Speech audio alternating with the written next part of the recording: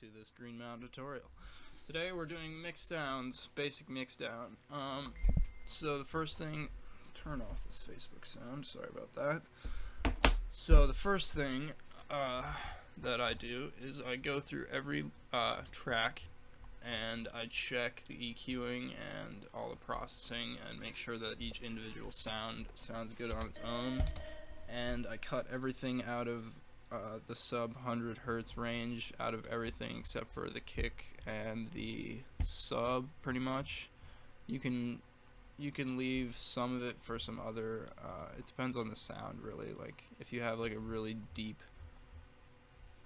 like booming hit or something that you need to keep that low range, then do that. But most of the time I try to cut everything under 100 hertz so that it leaves room for the kick and the sub to come through.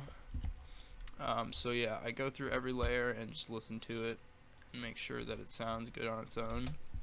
Like this does not have any EQing on it. Most of these, this track is like half finished, so not everything has all the processing and EQing and stuff on it. So like this layer, I just added this EQ. I'm gonna bring this up to 100 hertz so that it's, so there's none of this mud down here, which you probably can't hear that over YouTube. And then you can also add, some other processing to the sound. Like maybe you want to up the reverb with sends. That corresponds to this reverb channel over here. So maybe that sounds nice for the sound. That's too much. Sure. So yeah, just go through every track. That's the first step, and make sure it sounds good. So I'm gonna skip ahead in this video because I don't want to show you guys me going through like 50 layers almost of stuff and processing it, because that's not worth your time. But you know what to do now. So I'm gonna skip ahead. So alright, now I have all of these tracks named and EQ'd. As you can see, I try to name them things that relate to what they are, obviously, not just like random ass names, because that's not going to help you. Like for example, this is build lead, so that tells me exactly what it is. And the other thing I try to do is sort everything in sort of descending order, like in terms of when it is introduced in the track. So as you can see, I've got these intro elements are more to the left, and then the build elements come in, and then here's the drop elements. And that's just for the synths. It's a little bit, I try to do the same with percussion, but sometimes it's harder because I use things twice in different places, and then I don't know, it doesn't matter to me as much for percussion, but I like to have synths in descending order, otherwise it gets kind of confusing where stuff is. And then I usually group my kick and my sub and my snares together, and then the rest of the percussion and shit is at the bottom.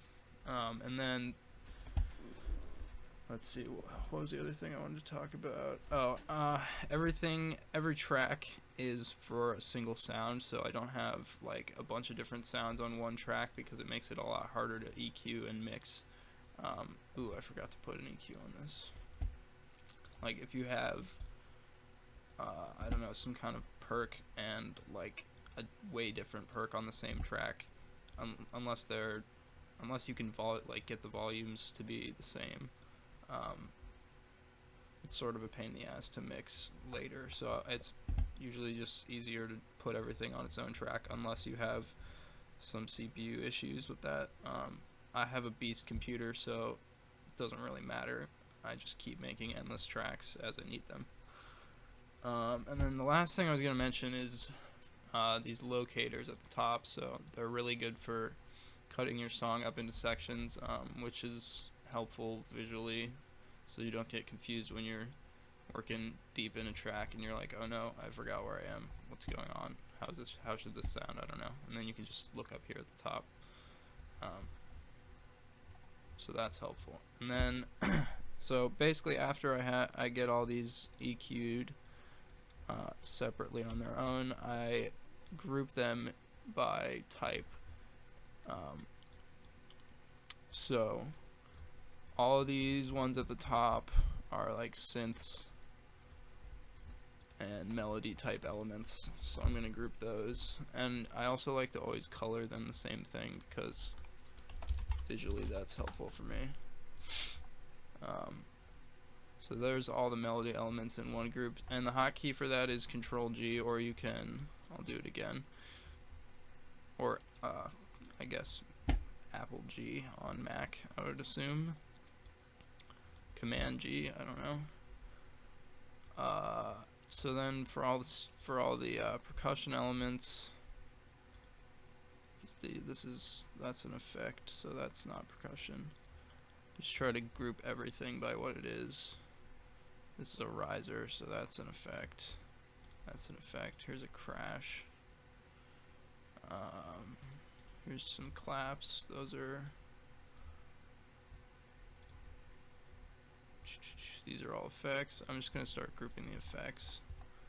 So if you hold Shift, click on one, hold Shift, click on the next one. Then you can either right click and do group tracks, or hit Control or Command G depending on your operating system. And then you can either right click and do rename, or Control R to rename and call this, I call this Vox and Effects.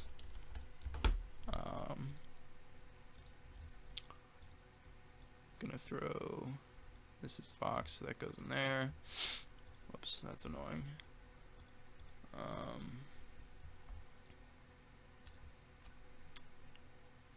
This is effects. Put it in there. Effects, more effects. Effects. Vox. Effects. This is Vox stands for vocal effects, by the way. This is snare, so that's percussion.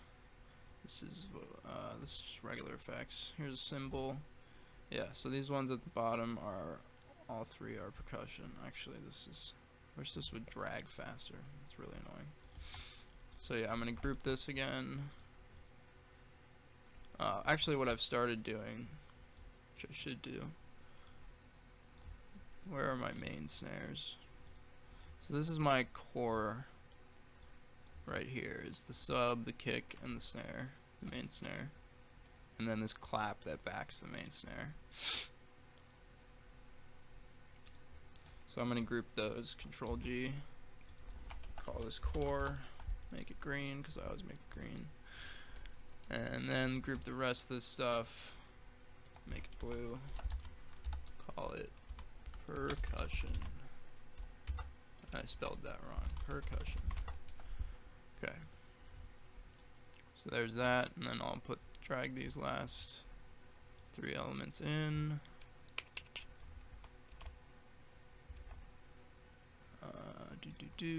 Perk, get in there, perk. All right. So now that we have our 4 sections here, melody, core, percussion, and Vox and effects, I always start mixing with core. So turn off the melody, turn off the percussion, turn off the Vox and effects. And we have the kick, sub, the second kick, which is for the second half of the song. And then we got the snare and the clap, the backing clap. So what I do is, you want to, why does this have automation on it? One sec, that doesn't make sense. Okay, that shouldn't be there. What you want to do is bring down all the levels here, so everything, you can't hear anything. If I hit play, it's nothing. And then you want to bring in each element one by one. So I'm going to start by bringing in the kick. Oh yeah, make sure there's nothing on the master chain. I have this limiter and shit here. that. Get rid of that. Alright, so I'm going to bring in the kick.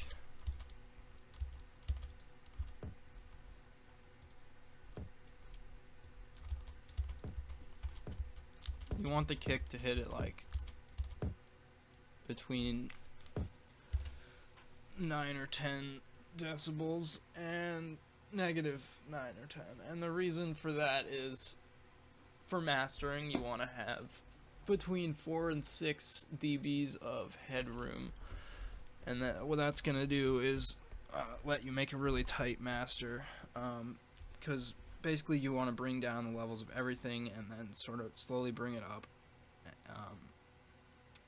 so that everything sits right. And then what the mastering stage does is sort of just pulls everything together into a more, it makes it a lot tighter. So yeah, you definitely want to leave headroom, and also it prevents clipping from happening. So if you mix down to, you know, -1 dB or something, and then you try to master it, there's going to be a lot of clipping and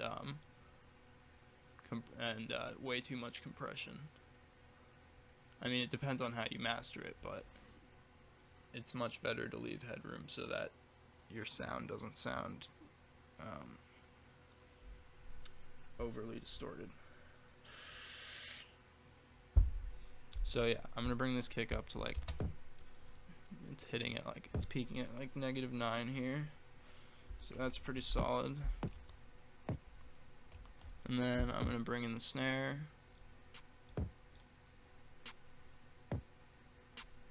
And over here on the master chain, you can see that's peaking at like -9, so that's pretty good.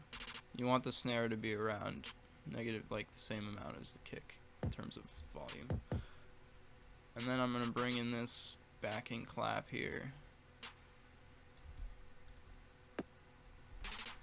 And since that's hitting at the same time as the snare, I'm actually gonna bring both of these down a little bit, because both of them together are pretty loud.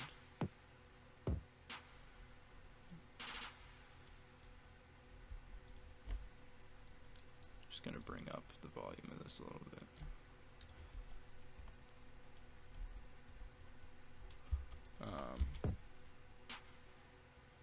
Yeah, so that's pretty solid. And then I'm just gonna do that for the second kick here. Just bring that in, so I don't have to worry about that.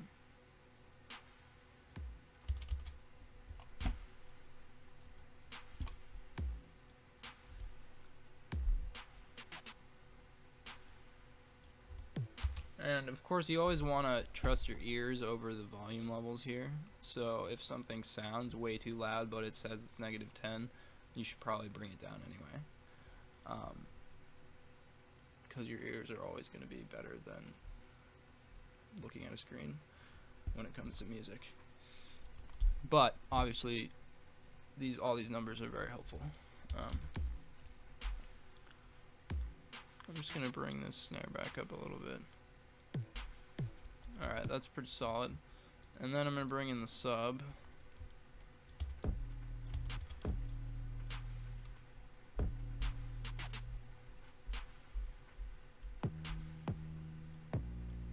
And I like to have that hit at like around -16.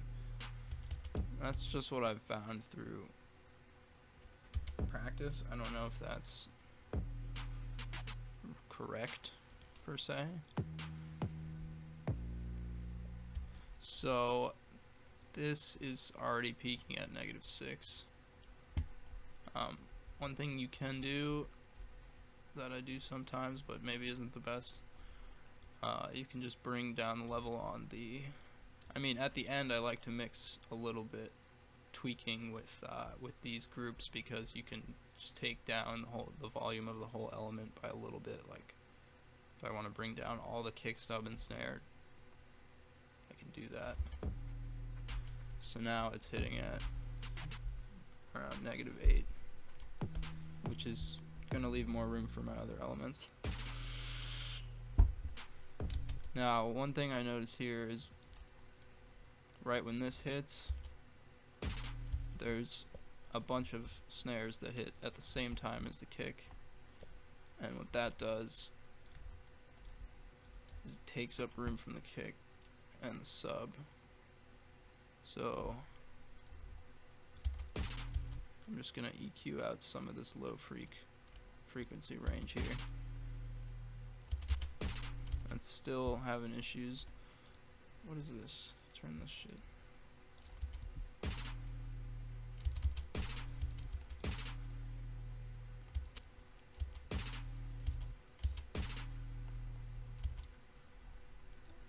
I probably shouldn't be hitting it at the same time, but I like it. I'm gonna sidechain this with the kick.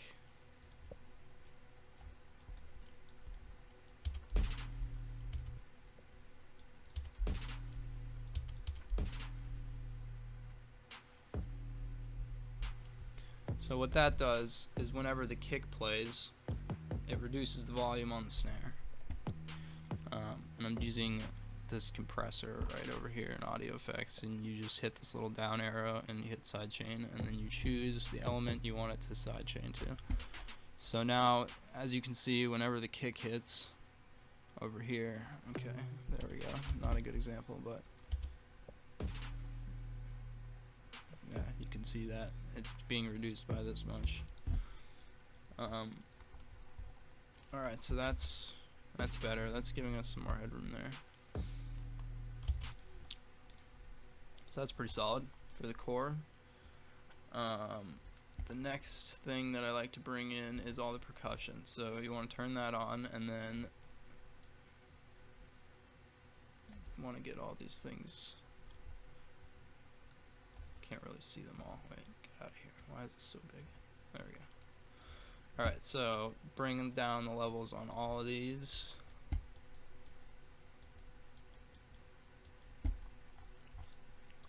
And then just one by one mix in every element. So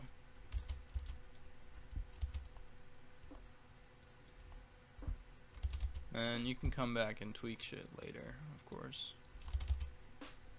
I don't really know how loud I want this to be because there's no melody playing. So I'm just gonna leave that like that. And then there's this. I sort of know like what levels I like to have things at. I think that's pretty solid.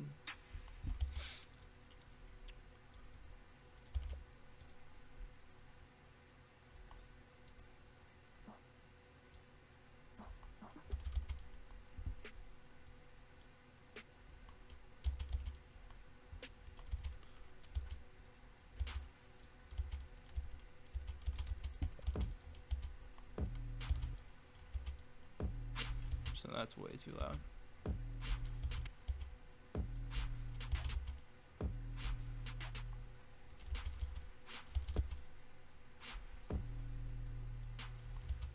That sounds pretty good.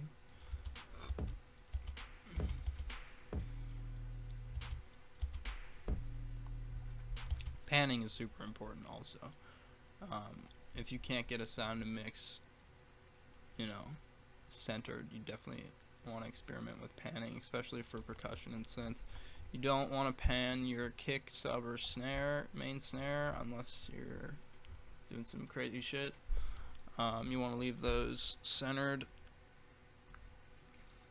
because that's the main driving force of your song.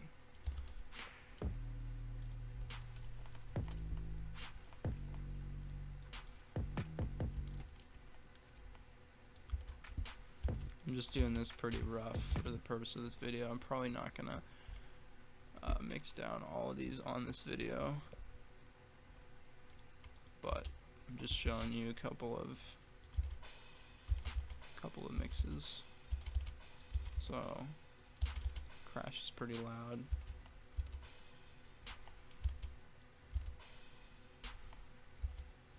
Sure.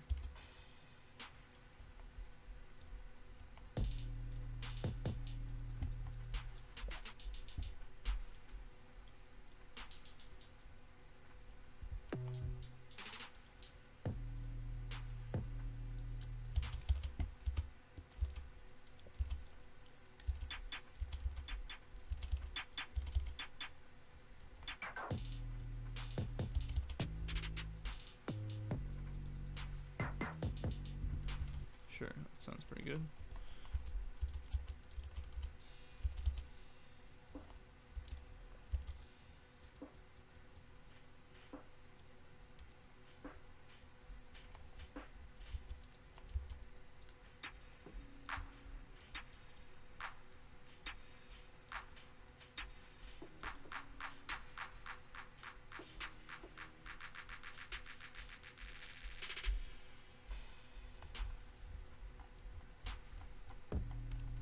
Alright, so we've got our percussion mix down here.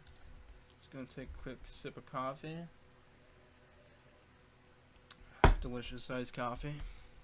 The best. And then the next thing I do is my melody elements. So same thing, bring down all these levels. And I'm gonna just show like one or two of these and then skip ahead in the vid to the Vox and effects and then move on. So if we want to mix in this intro lead, just play it. It's good to slowly bring up the level, so it's not like if you bring it up too fast, you either A, might hurt your ears, or B, it's gonna make you bias to the sound faster, which is gonna make it harder to mix.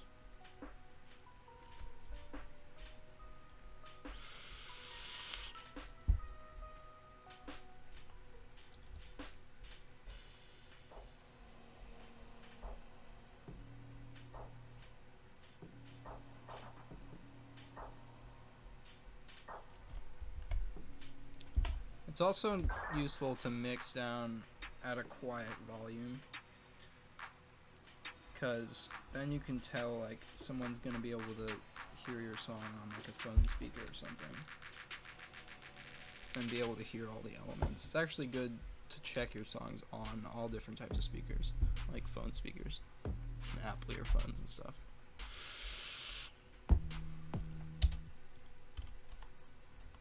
Next, I'm going to bring in this build lead and then skip ahead.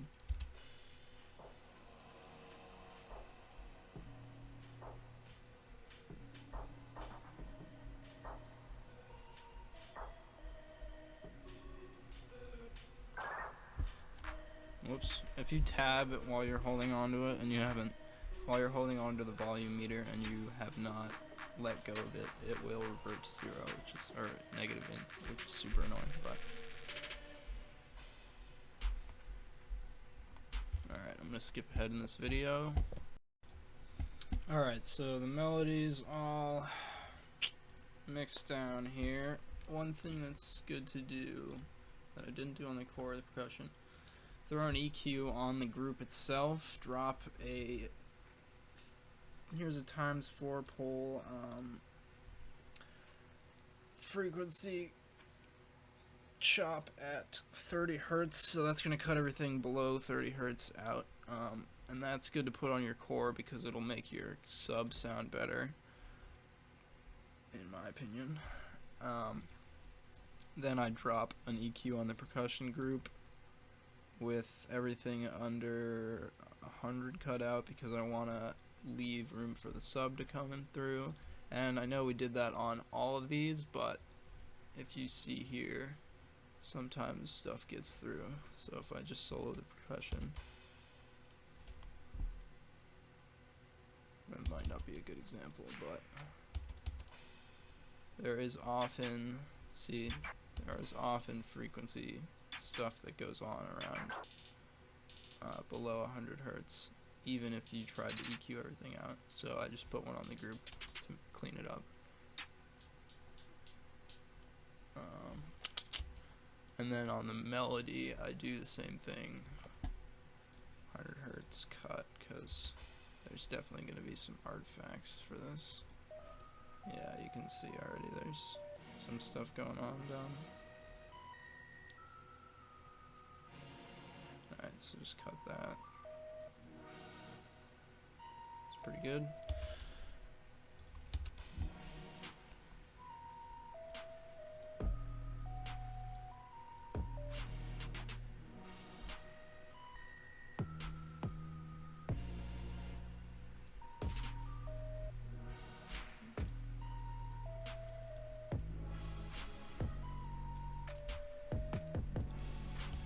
Alright, so then what we do next is the Vox and Effects section, and you just bring in, same thing, bring each one of those in one by one.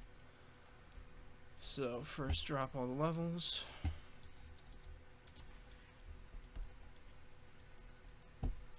And the reason I do it in this order is because you want your core elements to be the strongest, so you bring those in first, and then percussion next, because I don't really honestly have a reason for that, but I just think it's better to bring in the percussion next, and then the melody elements sort of sit behind the percussion, and then the Vox and effects are sort of, you know, supporting elements, so I do those last. Unless you're mixing with an acapella or something, and then that's a different story.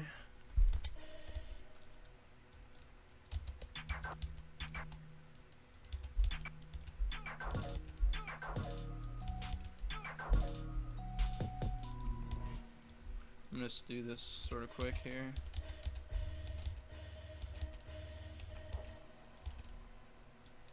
Normally you want to take your time with this. You know, really level it. Maybe take a break for 15 minutes, come back, do it again. Take your time, but for the purpose of this video, I'm just doing it pretty quick.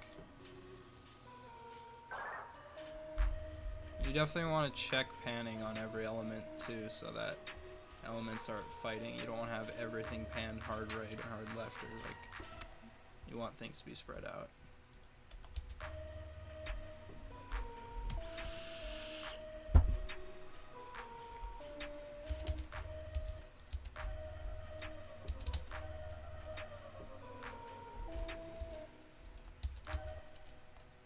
I forgot to add an EQ to this. Fail.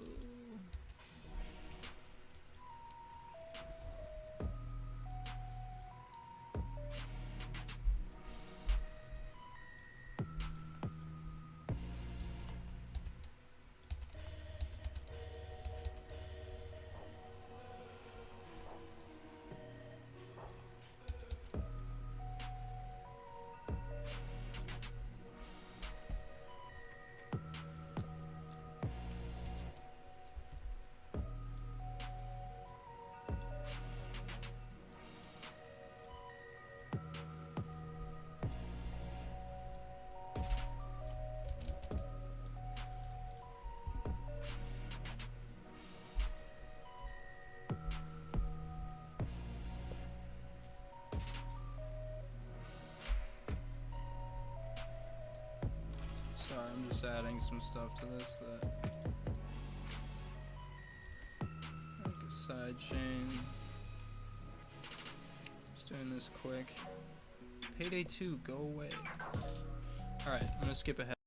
Alright, I've got everything mixed down here. Next thing you want to do is just listen to your song, then take a break, then listen to it again, then come back tomorrow, listen to it again, and come back the next day, listen to it again, tweak. Repeat as many times as you want until you like your song.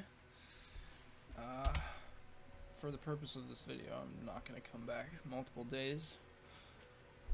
However, you should. I'm just going to play a minute or two of this, just to see how it sounds. Sometimes it's nice to just put a limiter on it. First I want to check and make sure that it's not peaking above -6, which I know it is because I didn't mix it down very carefully, but when there's conflicts between the sounds, you want to attempt to fix whatever the conflict is, either by EQing one of the sounds more, or maybe you need a different sound there, or maybe you need to pan it differently, etc.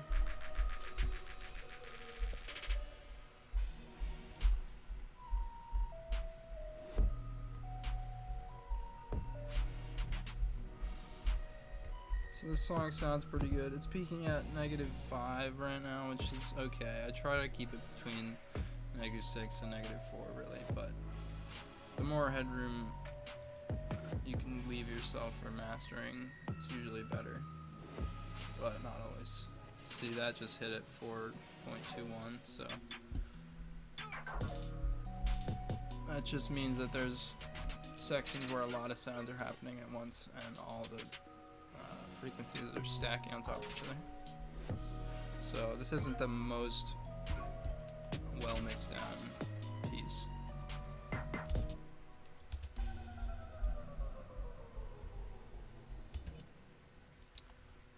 Alright. So that's good to go.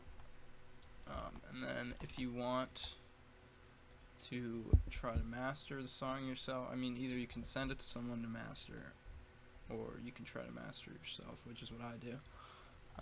So what I do for that, I'm going to always want to save your projects. It's important. First, I export the Mixdown, and the reason for that is I think it sounds better. It's just it renders your track out first, rather than, you know, having the master. I don't really have a reason for it, honestly. I was just told to do it, and it works. It seems to work better. So you want to export your track. Got file type wave, sample rate. Yep. You don't want to have any dithering for this. Want to turn this to no dither. Don't convert it to mono, obviously. Don't normalize. And you want to make sure that when you export it, first you select the full length of your track that you want to export. So I'm going to export this, call it new juice, Mixdown V1. Export that. And then once you've exported that, you want to start a new project. Get rid of this junk. Go to your go to your folder, drag it in. There you go.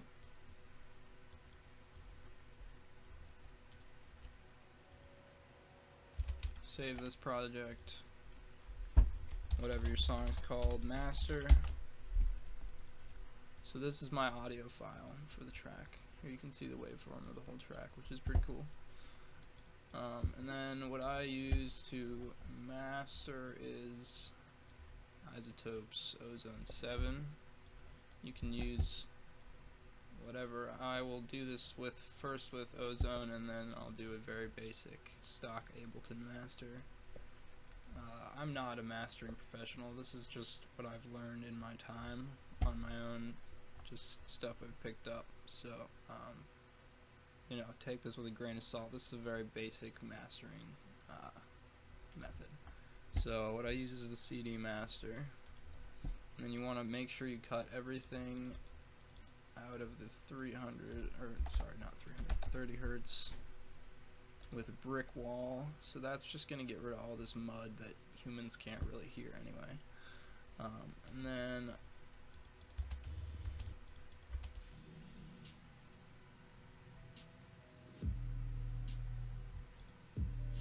this sounds very weird for some reason.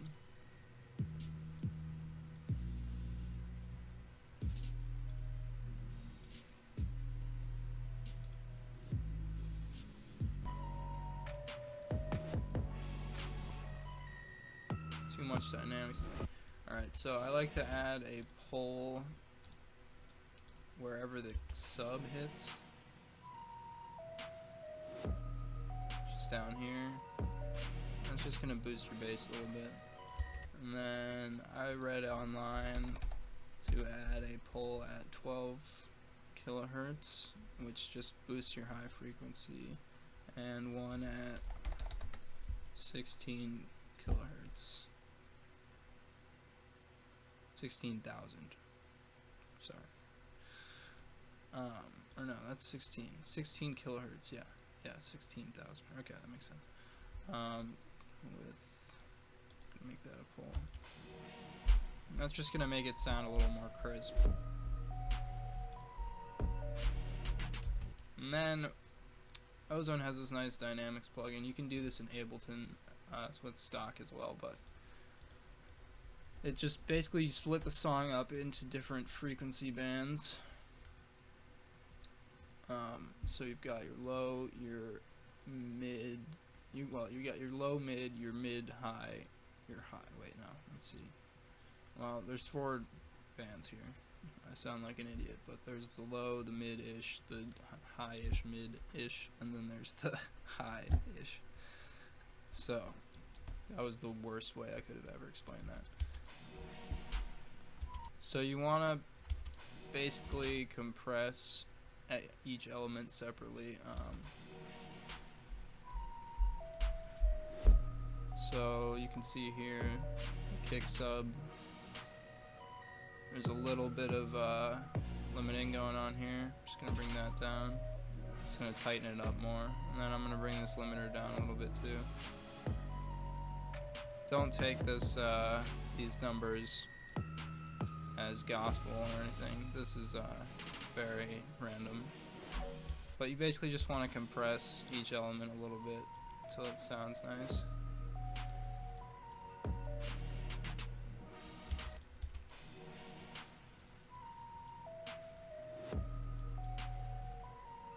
Typically you don't compress the highs as much as the lows. Like you compress less as you move up the scale of frequencies. But in this case, I need a little bit of high boost, so I'm gonna compress a little more.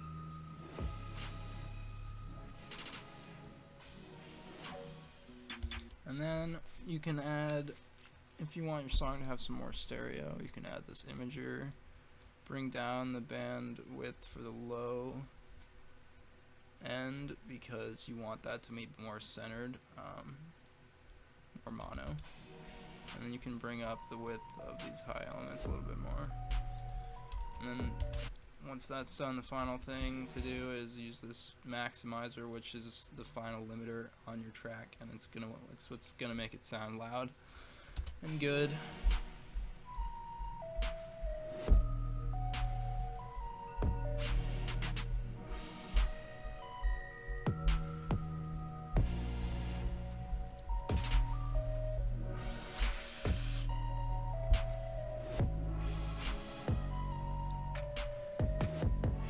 What you want to be paying attention to is the RMS and peak levels over here. Those are important. You can download a track that you like and throw it in and check what its levels are and try to copy that. And that's called having a reference track, and that's what you can do sometimes. I'm not going to do that for the purpose of this video because it would take too much extra time to find a song that I would use, but it's a good technique. I usually leave my ceiling at -0.1 dBs so that you have a little bit of extra headroom, and then you want your threshold to be right around where it's hitting here, so right under. You don't really want to have more than, like, I don't think around, you don't want this to hit more than like -2. And yeah, that's a pretty basic newbie mastering tutorial, just based off stuff I've picked up on the internet pretty much. And also one thing that's important is to check your mix in mono, because if it sounds like trash, it's probably not going to sound good on a club system. It sounds pretty decent, but I'm sure there's more I could do with that. And then when you're done with that, you can export that, and that's your master. So here we can see